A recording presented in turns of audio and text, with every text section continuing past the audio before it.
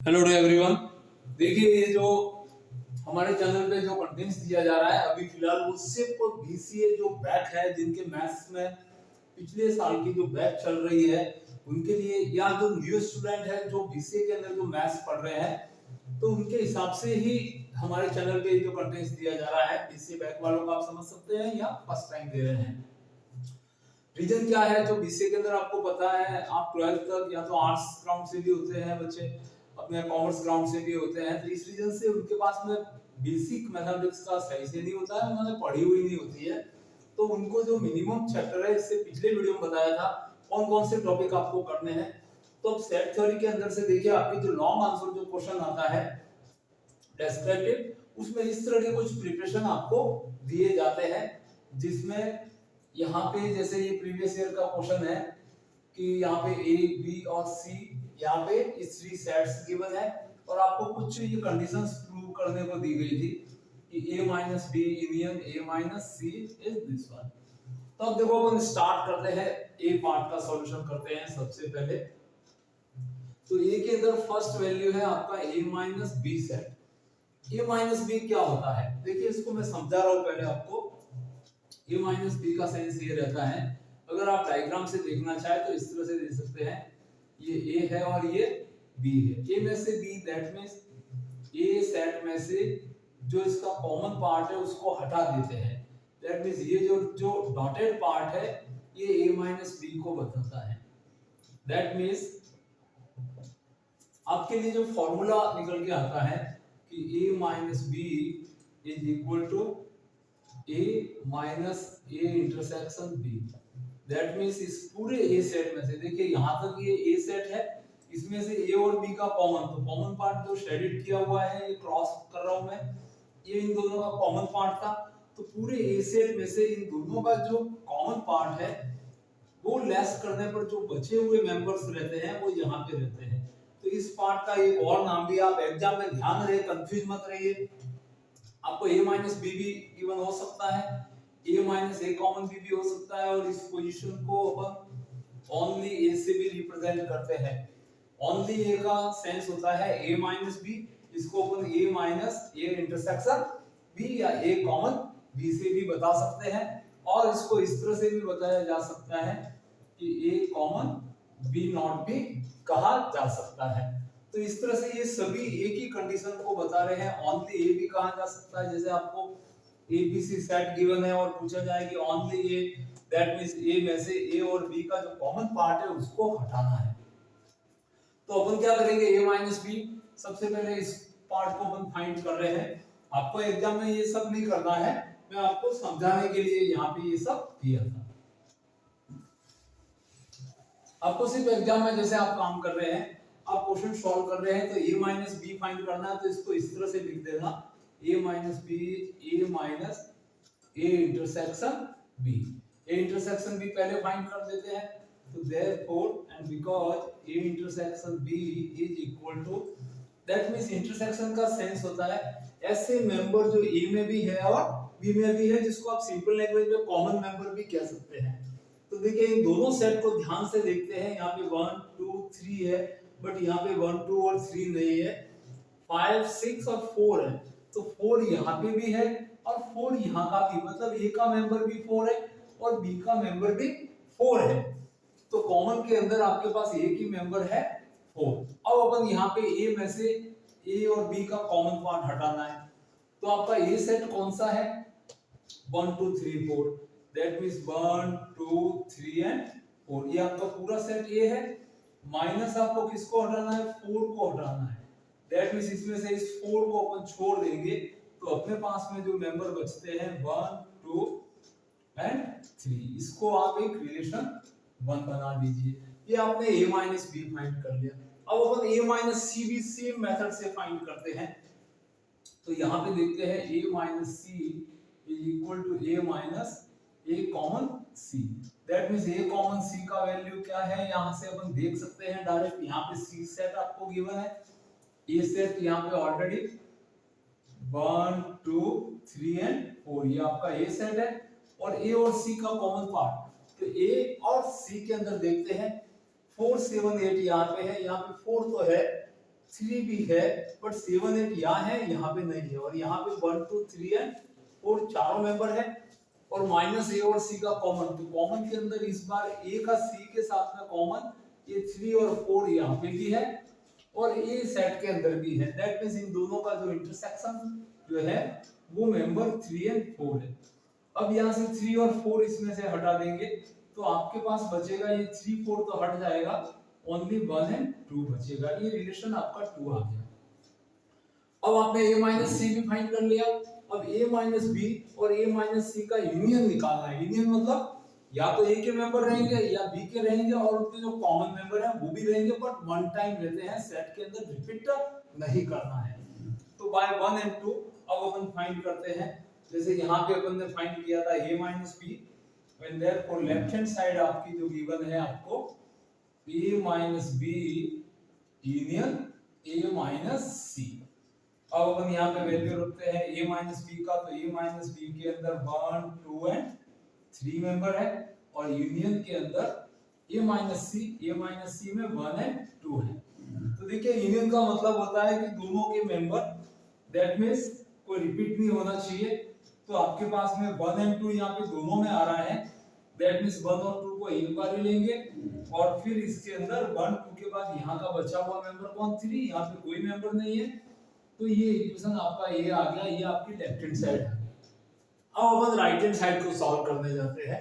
तो right hand side की तरफ बढ़ते हैं। बहुत ही सिंपल ऑपरेशन पे आपको क्वेश्चन आता है, ये ध्यान रखना है आपको। तो अब अपन राइट हैंड साइड इसी क्वेश्चन के लेते हैं, a minus B intersection C. तो सबसे पहले अपन b इंटरसेक्शन c फाइंड करते हैं।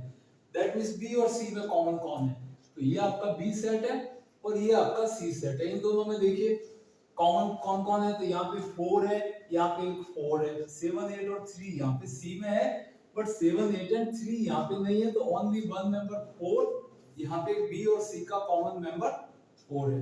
अब a minus b intersection c, तो and therefore right hand side आपकी जो है a minus b intersection c। तो a के अंदर आपके पास मेंबर है 1 2 3 एंड 4, और b और c का कॉमन मेंबर 4 है। यहां से 4 को हटा देंगे तो आपके पास में बचता है 1 2 एंड 3। ये आपका इक्वेशन b हो गया। अब अपन देखते हैं, ये लेफ्ट हैंड साइड का वैल्यू में भी 1 2 3 था, राइट हैंड साइड भी 1 2 3 है, तो लास्ट में आपको यही लिखना होता है बाय, इसका इक्वेशन का नाम फर्स्ट सेकंड भी दे सकते हैं, 1 एंड 2 भी दे सकते हैं, a भी दे सकते हैं। तो by a and b left hand side is equal to right hand side. ये आपका प्रूव हो गया है, जो लास्ट ईयर का क्वेश्चन है। अब अपन इसमें आगे बढ़ते हैं। ये एक्स्ट्रा कुछ ऑपरेशन भी दिए हैं, आपको इस तरह से भी पूछा जा सकता है। तो अपन इसकी तरफ आते हैं। अब इसी के अंदर आपको ताकि क्लियर हो जाएगा,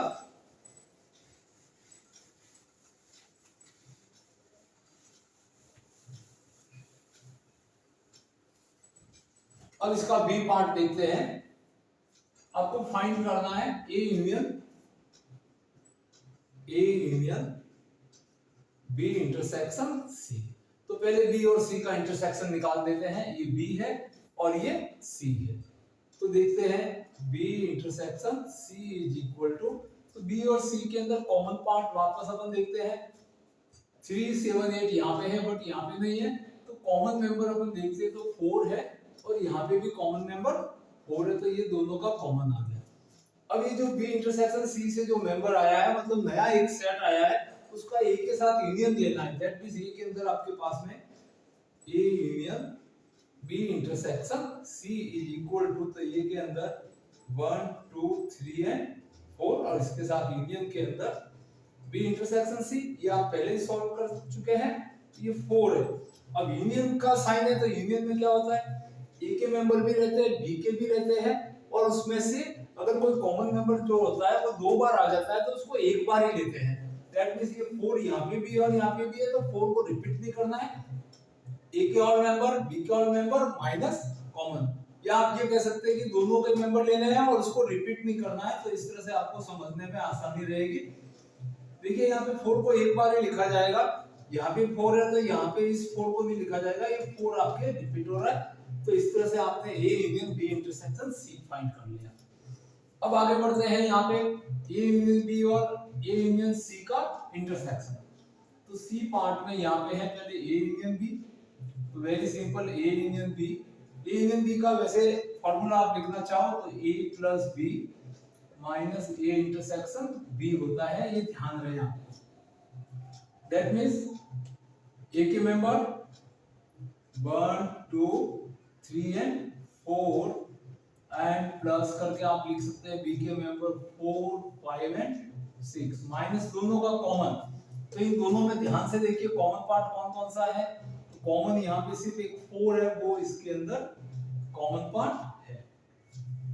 दैट मींस आप इसको वेरी सिंपल तरीके से ये कह सकते हैं कि ए और बी के ऑल मेंबर्स इसमें आएंगे और कॉमन पार्ट होगा वो 2 बार नहीं आएगा, एक बार ही आएगा। दैट मींस ए के मेंबर आपने लिख दिए हैं 1 2 3 एंड 4। अब ये 4 रिपीट हो रहा था, 2 बार आ रहा था, तो एक बार इसको क्या कर दिया, सब्ट्रैक्ट कर दिया, तो एक बार ही आएगा। और बचे हुए बी के मेंबर कौन कौन से हैं 5 एंड 6। तो आपके पास में ये ए यूनियन बी का वैल्यू भी आ गया है। अब उसके बाद ए यूनियन सी निकालना है, तो इसी तरह से आप ए यूनियन सी भी फाइंड कर सकते हैं। तो देखते हैं ए यूनियन सी। तो इसका फॉर्मूला देना चाहो तो A plus C minus A intersection C. That means A के member 1 2 3 and 4 and plus C के मेंबर 3 4 7 एंड 8 माइनस इन दोनों का कॉमन पार्ट। तो इन कॉमन पार्ट में 3 और 4 2 बार आया है, दैट मींस 3 एंड 4। तो इसमें क्या होगा, ये 3 4 2 बार आया हुआ है, यहाँ पे भी है और यहाँ पे भी है, 2 बार नहीं आएगा, एक बार ही लिखना है। दैट मींस आप सीधा सा ए के ऑल मेंबर लिख दो 1 2 3 एंड 4, फिर ये 3 4 वापस नहीं लिखना, इसके बचे हुए मेंबर कौन कौन है 7 एंड 8 लिख दो। तो आपके पास ए यूनियन सी भी आ गया। अब उसके बाद अपन इस पोजीशन डी को फाइंड करते हैं। तो देखते हैं डी के अंदर क्या है।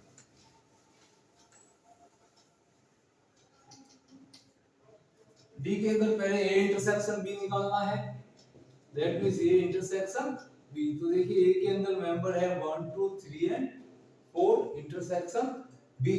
तो बी के अंदर है 4 5 and 6 intersection, that means common part only. तो इन दोनों में कॉमन देख लीजिए, मात्र एक एलिमेंट 4 है, तो ये आ गया ए इंटरसेक्शन बी।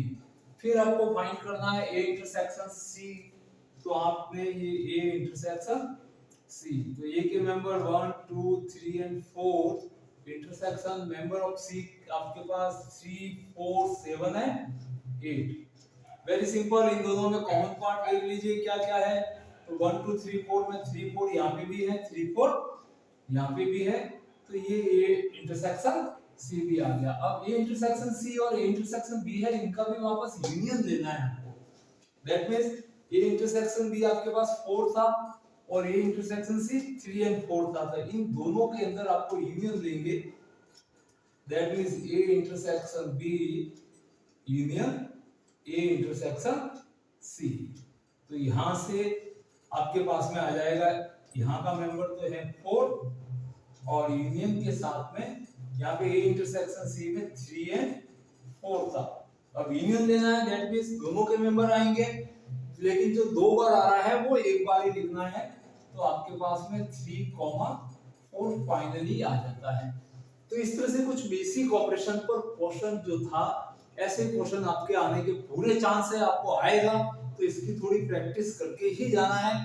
अब नेक्स्ट के अंदर मैं आपको डी मॉर्गन्स लॉ क्या होता है उसके बारे में एक क्वेश्चन बता देता हूं, ताकि आप लोगों के लिए अगर यूनियन इंटरसेक्शन या माइनस से related subtraction of the set पर क्वेश्चन आता है तो आप आराम से कर सको, या फिर complements and De Morgan's law जिसके 2 पार्ट होते हैं। डी मॉर्गन्स लॉ में 2 पार्ट आते हैं, जिसमें कभी नेम से भी आ सकता है थ्योरम प्रूव करने के बारे में, उसके अंदर नेक्स्ट वीडियो में आपको बताया जा रहा है। Thank you watching this video.